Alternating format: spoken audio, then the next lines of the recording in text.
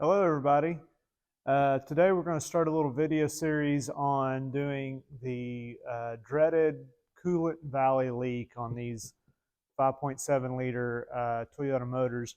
We'll have to take the intake off, take the cover off, clean it, put the proper seal in there, put it all back. And while I'm at it, I'm going to go ahead and do valve cover gaskets because I know the passenger side's leaking, and since I'm in there, I'll go ahead and do the other side.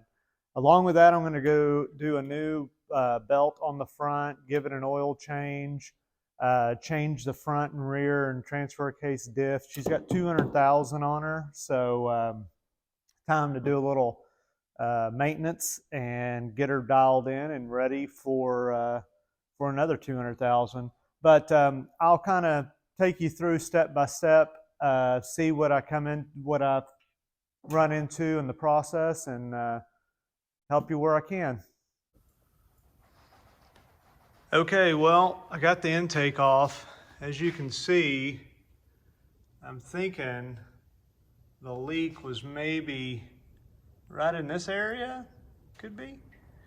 So, not too bad to take that off. I found a couple of these hoses here were cracked, but I mean, that's just crank ventilation, so I think it should be fine. I'll put them back and eventually order new ones. But the real booger was that bolt there and that bolt there that holds the harness to the back of the intake. It was kind of hard to get to, and I'm sure I can slide the garment, the holder off, and then slide it back on when I go to put it in, because putting it back in with the bolts might be a bear. But anyway, other than that, it went pretty smooth. Drained all the coolant out, took out the air box. So I'm gonna put something in the intake holes here where I don't get debris down in there. And I'm gonna start I've got my manual over there. I'm gonna start just breaking into here, tearing it down, see what happens. I'll keep going. Okay, so I didn't really do a lot of videoing of actual taking off the valley pan and all that, but pretty easy to do. A lot of cleanup, that takes a while. Want to get it really clean. I put the correct packing on it as far as silicone that Toyota suggests, and let it dry overnight. Put it all back together. I'll just kind of run through a couple of the high points you got to, that are hard. First of all, I put some patio furniture cushions right here where I could lay. That helped a lot, because getting to this air valve back here, it's a bear. It's not fun at all. You've got to take it off first before you start to take this off, because there's a bolt right here that won't come out unless that's off. So taking that off, getting that off was kind of hard, and putting it back on was not fun. Got it done. I did this valve cover gasket. It wasn't fun, I'll be honest with you, but got it done, got all the plugs done. Another thing to look out for is these T's. I've actually changed them out to metal. They were actually, one of them was leaking, and when I went to look at it, just even moving the hose, it just broke.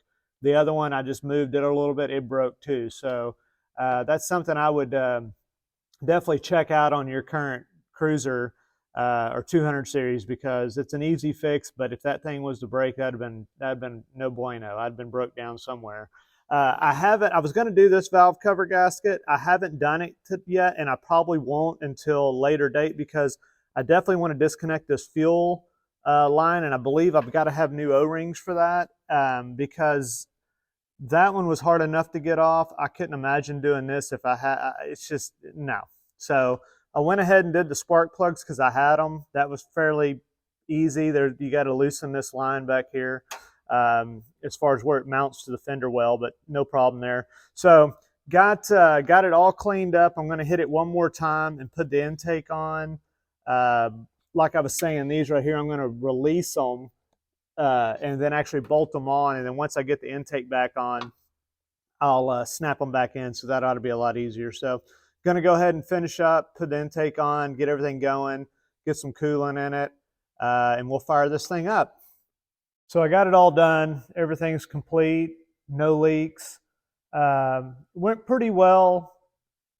Take your time. Make sure you have plenty of time. Don't get rushed when you do this. It is a bit of a long and tedious task, especially cleaning all the old coolant up and getting those seals right. But that all went fine. The valve cover, like I said, it's a tough one. I think I'd rather have two hands, and I didn't even get to do the other side because I know I need some more gaskets and to make it easier. So I'll address that at a later time. But I got the belt changed out, pretty simple. Did the front diff, the transfer case in the rear, all good. Everything looked pretty good. So we're pretty much buttoned up. Did an oil change. Looked like the last person that did an oil change on it. It wasn't me, and it will be moving forward. They didn't have the filter part tightened, and so we had a bit of some oil spray underneath there. And I'm actually going to take the skid plates off, soak them in degreaser, and pressure wash them because the undercarriage right there's got a lot of oil. So would I want to do it again? Maybe. It'd be a lot easier now that I know how, but I don't think I'll ever have to do it again because I think I did it right this time. But if in the future, if I had to do it again, probably be about a 4 to 6 hour task. You do need some dry time in there. I do like to let it dry overnight. Better safe than sorry. So anyhow, appreciate you guys watching. Thanks.